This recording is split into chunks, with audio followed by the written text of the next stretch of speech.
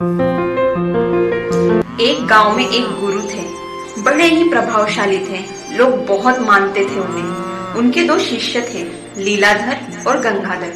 गंगाधर बहुत ही विद्वान था, निपुण था और मेहनती था। लीलाधर उतना पढ़ाई में विद्वान नहीं था। गंगाधर की हर जगह तारीफ होती थी। कहीं भी आए जाए उसे लोग पूछते थे, उसका सम्मान करते थे। जबकि जो दूसरा शिष्य था लीलाधर, उसको लोग उपेक्षा की नजर से देखते थे। उससे कोई अच्छे से बात भी नहीं करता था, ना उसे सम्मान मिलता था। एक दिन उसे इन सब बातों का बहुत गुस्सा आया और वो गुस्से गुस्से में गुरुजी के पास गया और उनसे पूछा, गुरुजी, मैं उस गंगाधर के यहाँ आने के पहले से ही आपका शिष्य हूँ और आपके पास विद्या का अध्ययन कर रहा हूँ, फिर भी आपने मुझसे ज्यादा उसे शिक्षा दी। आपने ऐसा क्यों किया?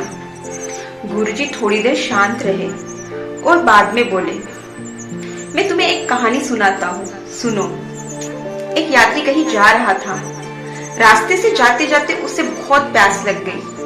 उसने आसपास देखा तो उसे कोई गांव नजर नहीं आया। फिर कुछ ही दूरी पे उसे कुआं नजर आया। उस कुएं पे बाल्टी तो थी, लेकिन रस्सी नहीं थी। उसने सोचा, बिना रस्सी के कैसे पानी निकालूंगा, और वो बिना पानी पिए ही वहां से चला गया। थोड़ी देर बाद एक दूसरा यात्री उस कुएं के पास आया। उसे भी बहुत प्यास लगी थी। उसे भी कुएं पर बाल्टी तो दिखी, पर रस्सी नहीं दिखी। तो उसने आसपास देखा।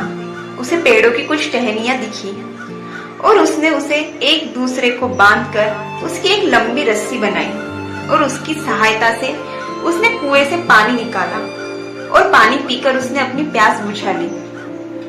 गुरुजी ने फिर लीलाधर से पूछा, मुझे यह बताओ कि प्यास किस यात्री को ज्यादा लगी थी?